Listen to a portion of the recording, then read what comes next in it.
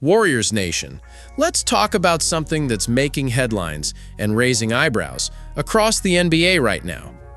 The Los Angeles Lakers, yes, those Lakers, are reportedly the frontrunners to sign De'Anthony Melton in free agency. And while this move might sound like a minor backcourt adjustment to some, for Warriors fans, it hits a little deeper. Why? Because Melton used to be ours. Let's rewind for a second. Melton was a free agent signing by the Golden State Warriors at the start of last season, and early on, it looked like a quietly solid pickup. In his first 6 games, Melton averaged over 10 points, grabbed boards, moved the ball well, and even hit a clutch shot in our NBA Cup win over Dallas. He was fitting in. He was making an impact. He was giving our second unit a much-needed spark, especially alongside the likes of Brandon Podziemski and Moses Moody, who needed a veteran stabilizer. But then, disaster struck. Melton went down with a torn ACL, a devastating injury that ended his season before it ever really got started. And in the pressure cooker of a competitive Western Conference race, Golden State made a move they felt was necessary. They traded Melton for Dennis Schroder, hoping to add playoff experience and on-ball defense. The result? Let's just say it didn't work out. Schroder never found rhythm in Steve Kerr's system. He was never a clean fit with Curry or Butler. His stint in the Bay felt awkward from the jump, and by mid-season, he was out, traded again, this time to Utah. Now here we are, watching the Lakers, our rivals, look to capitalize on a player we gave up on. A player who never really got his shot. A player with something to prove. And sure, it stings. But Warriors Nation, let's pause for a moment and think deeper. Because as much as it hurts to see the purple and gold poaching one of our former pieces, this moment reveals something bigger about who the Warriors are and who they're becoming. The truth is, we were backed into a corner.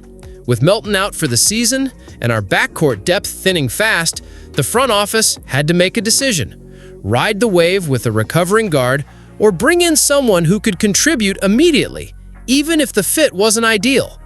It was a calculated risk, and yes, it backfired, but it came from a place of urgency, not carelessness.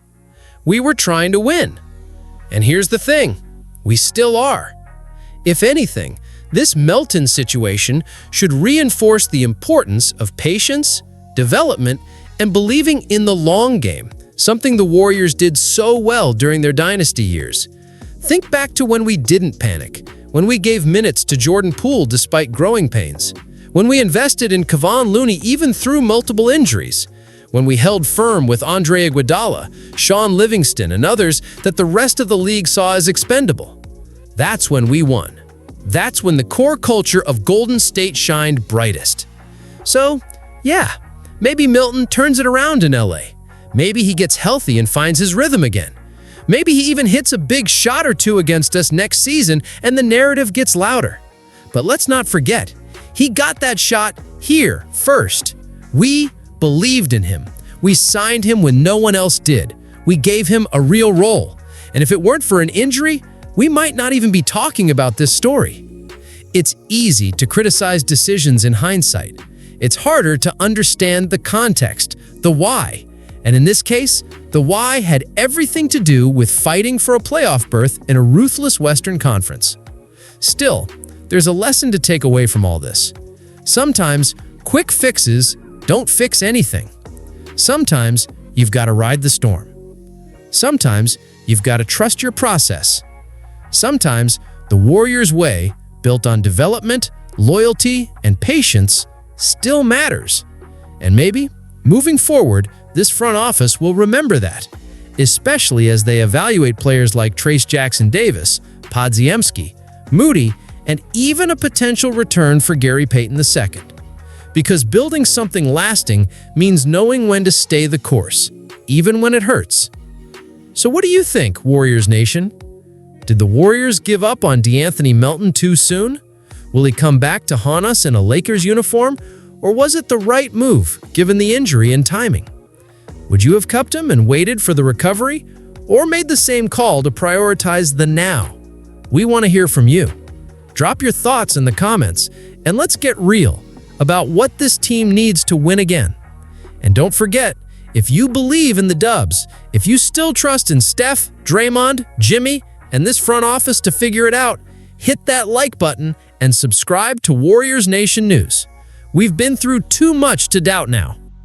Warriors Nation, now that we've unpacked how the De'Anthony Melton situation unfolded, it's time to step back and look at what this really means in the larger context of the Warriors offseason. Because this is about more than just one player. It's about strategy. It's about identity. It's about how Golden State is building or rebuilding as the Western Conference gets more brutal by the day. Let's be honest, the Warriors didn't just lose Melton. We lost Kevon Looney to New Orleans. We've been linked to Al Horford, but nothing's been finalized. We've watched the Lakers sign DeAndre Ayton, and the Rockets load up with Kevin Durant and Dorian Finney-Smith. Meanwhile, we've stayed quiet, calculated, selective. But while fans and media keep screaming for a splash move, what the Melton scenario reminds us is that not every decision needs to be a blockbuster, it just needs to be the right one. And that's where things get tricky. Because if there's one critique that's fair to level at the front office in recent years, it's this. Sometimes they're too reactionary. The Melton-Schroder trade? That was reactive. It was emotional. It came from a place of fear of needing immediate backcourt help after an injury rather than trusting the depth already on the roster. And let's not sugarcoat it. That mistake hurt. It cost us a promising two-way guard with youth, energy, and defensive bite.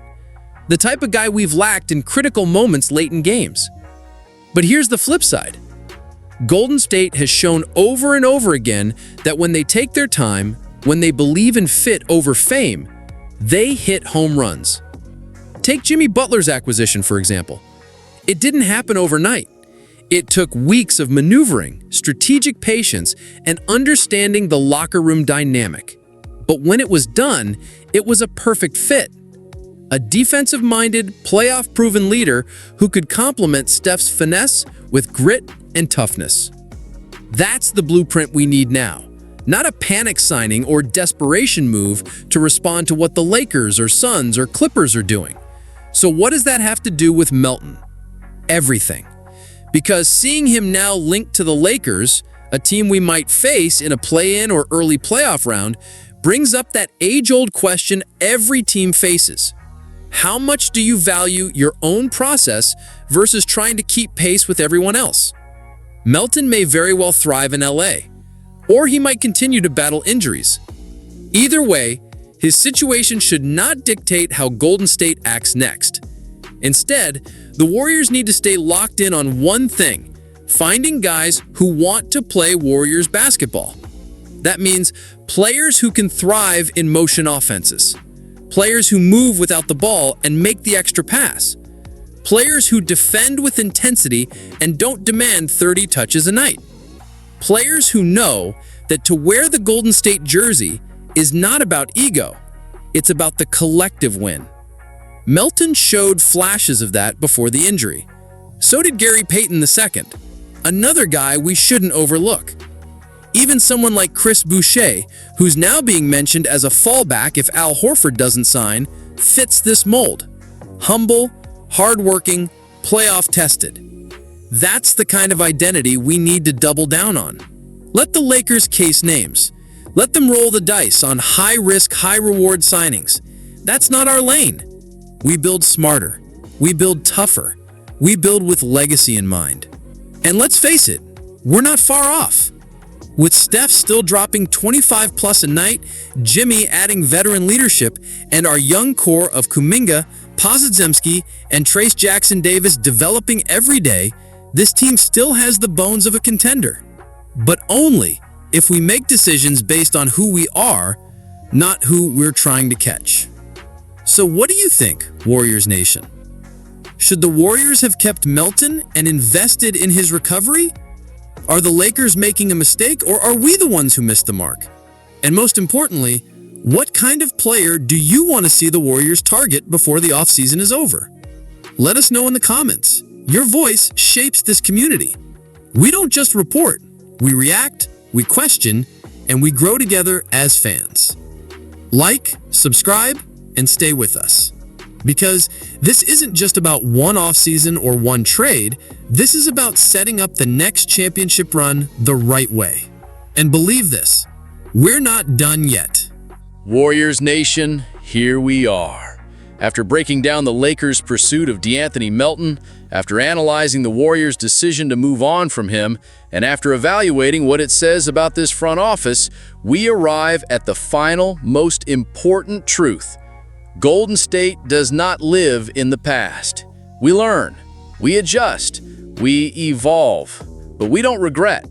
Because the Warriors are not in the business of chasing headlines. We're not in the business of copying rivals. We're in the business of winning, our way. So no, we're not panicking about the Lakers signing Melton. We're not panicking about Kevin Durant joining Houston. And we're not flinching every time another team tries to make noise in July. Why? Because we've been there. We've lived the pressure. We've won the battles that matter. Not in off-season rumors, but in June, when banners are raised and legends are made. The Melton situation is just one more reminder that this front office needs to stay focused, and Warriors fans need to stay grounded. Here's what really matters right now. Stephen Curry is still elite. Jimmy Butler is still hungry. Draymond Green is still the soul of this team. And the young core is still developing despite media noise. This offseason is not about chasing revenge signings or trying to correct every decision from last year. It's about building a complete, durable, Warriors-style roster that can endure a full season, peak in the playoffs, and challenge for a title. That means making smart depth additions, not panic moves. Possibly extending or moving Jonathan Kuminga, depending on value. Giving room for Trace Jackson-Davis, Podziemski, and Moody to prove they belong. Bringing in one or two vets who elevate the locker room and stretch the floor, not overcrowd it.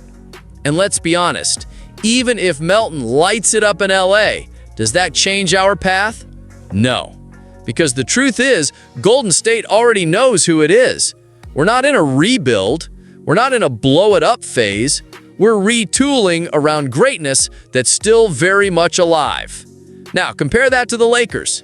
Yes, they're collecting names, but they're doing so while still unsure of LeBron's status, still without a defensive identity, and still trying to reinvent themselves again after failing to find consistency since the bubble. The difference between the Warriors and the Lakers right now is clarity.